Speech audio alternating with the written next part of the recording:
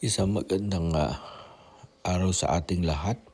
Ito pong muli ang inyong kapatid sa Panginoon, kapwa nyo estudyante ng banal na kasulatan at kapwa nyo estudyante ng ating Panginoong Hesukristo. Bumabati ako sa iyo ng magandang umaga at kapayapaan, biyayang mula sa Amang Diyos at Panginoong Hesus ang sumaiyo.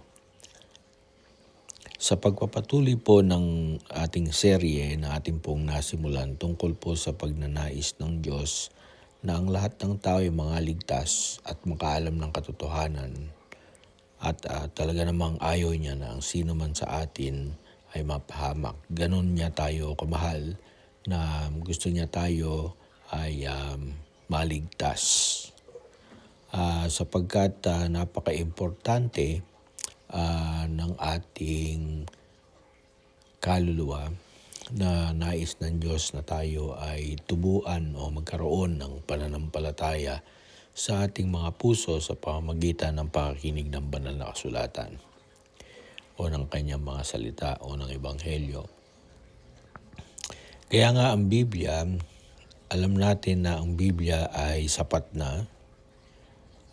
Sapat na ang banal na kasulatan upang tayo ay magkaroon ng pananampalataya sa ating Panginoong Hesukristo.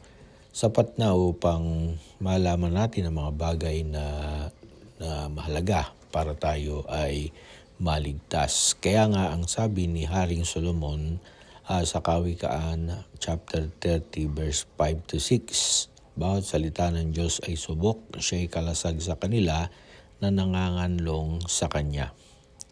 Huwag kang magdagdag sa kanyang mga salita, baka kanyang sawayin ka at masunduan kang sinungaling.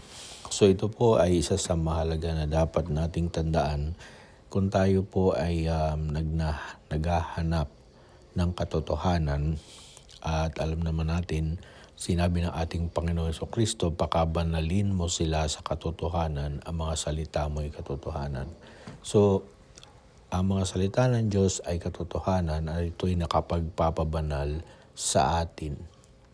Kaya nga ang utos sa banal na kasulatan ay huwag daragdagan ang kanyang mga salita.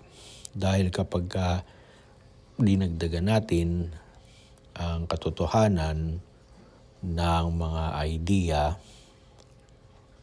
ay hindi na ito puro na katotohanan.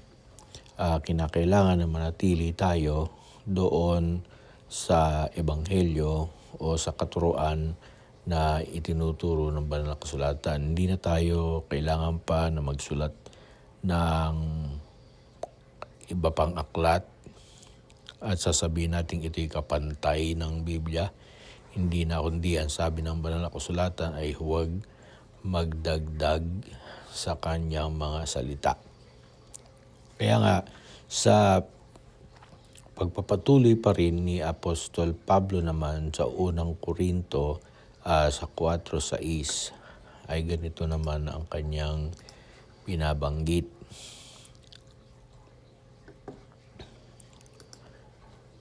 Ang sabi niya, ang mga bagay ngang ito mga kapatid ay inianyo ko sa halimbawa sa aking sarili at kay Apolos dahil sa inyo, upang sa amin ay mga tuto kayo na huwag magsihigit sa mga bagay na nangasusulat, upang ang sino man sa inyo ay huwag magpalalo ang isa laban sa iba. Kaya kung ano ang nakasulat, hindi na natin ito kailangan dagdagan, hindi natin kailangan itong baguhin. Kung ano nakasulat ay hindi na tayo dapat na magdagdag o lumampas pa sa kung ano ang nasusulat. Hindi natin kailangan magbigay ng opinyon, hindi natin kailangan manghula, kundi kung ano ang nakasulat sa banal na kasulatan ay kinakailangan na tayo ay mag-stick na doon, sapagkat yun ay sapat na upang tayo ay magkaroon ng kaligtasan. Yan ang isa nating magagawa kung tayo ay nakikinig ng mga mangaral. Tingnan natin sa Biblia kung ang kanilang sinasabi ay nasa Biblia. Kung ito'y wala sa Biblia, alam na natin ang ating gagawin na itong mga aral na wala sa Biblia hindi natin dapat pakinggan at lalong hindi natin dapat nasampalatayanan. Muli bumabati ako ng isang magandang araw at biyaya at pagpapala na mula sa ating Amang Diyos at Panginoong Yesus ang sumating lahat. Ang mga contact persons po natin dito sa Toronto, Ontario, Canada, kapatid na Noel Cruz, ang iyong lingkod, Napoleon Mactal sa Western Canada, sa Saskatchewan, Musmin, Saskatchewan, sa KSA, Student Pastor Virgilio Mores, at sa Australia naman ay kapatid na Pastor Rolando Pajardo. Pwede niyo po kaming i-message upang makipag-ugnayan sa amin at kami po ay nakahanda na kayo ay tulungan sa paghahanap ninyo ng katotohanan. Magandang araw po.